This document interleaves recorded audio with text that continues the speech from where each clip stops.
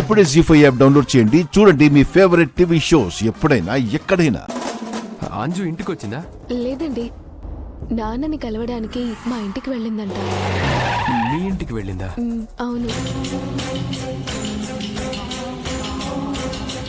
అసలు అక్కడ ఉన్నది అంజు ఏనా అని ఆలోచిస్తున్నాను.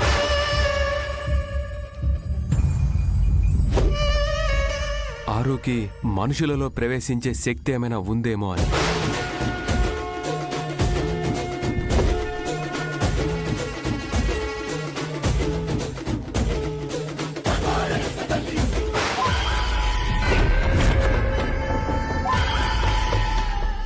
ఆత్మా వస్తాననుకోలేదు కదా.